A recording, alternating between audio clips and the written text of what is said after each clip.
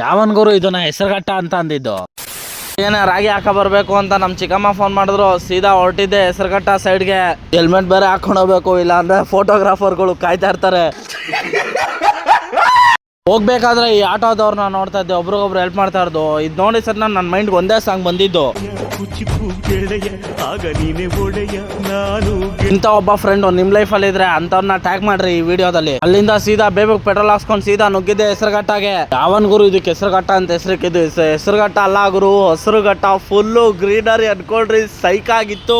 ನೋಡ್ಕೊಂಡು ಸೀದಾ ಚಿಕ್ಕಮ್ಮನ ಮನೆಗೆ ನುಗ್ದೆ. ಚಿಕ್ಕಮ್ಮನ ಮನೆಯಿಂದ ಸೀದಾ ಹೊಲ್ದತ್ರಕ್ಕೆ ಹೋಗ್ಬೇಕು ಅಂತ ನನ್ನ ತಮ್ಮ ಸೀದಾ ಹೊಲ್ದತ್ರಕ್ಕೆ ಹೋಗಿದ್ದೆ ಕೆಲ್ಸ. ಅಲ್ಲೋ ಕೆಲಸ ಮಾಡಿಸ್ತೇನೆ ಅಂದ್ರೆ ನೋಡಿದ್ರೆ ಗೇಮ್ ಆಡ್ತಾ ಕೂತವ್ರೆ. ಸೀದಾ ಅಲ್ಲಿಂದ ಹೊರಟಿದ್ದೆ ಮನೆಗೆ ಬಂದು ಸೀದಾ ಗಂಟೆ ಬಿರಿಯಾನಿ ಹೊಡೆದಿದ್ದೆ ಕೆಲಸ. ತಿಂದು ಚೌಕಾಬಾರ ಆಡ್ಕೊಂಡು ಸಂಜೆ ಮಳೆ ಬರ್ತಾ ಇತ್ತು. ಲೈಟ್ ಆಗಿ ಅದಕ್ಕೂ ಮುಂಚೆ ಮನೆ ಸೇರ್ಕೊಳ್ಳೋಣ ಅಂತ ರಾಗಿ ಹಾಕೊಂಡು ಸೀದಾ ಮನೆ ಕಡೆಗೆ ಬಂದೆ. ರಾಗಿ ಹಾಕೊಂಡು ಗಾಡಿ ಓಡಿಸ್ಕೊಂಡು ವಿಡಿಯೋ ಮಾಡೋಕ್ಕಾಗಲಿಲ್ಲ, ಸೀದಾ ಮನೆ ಕಡೆಗೆ ಬಂದೆ. ಇಷ್ಟೇ ಇವತ್ತಿನ ವಿಷಯ.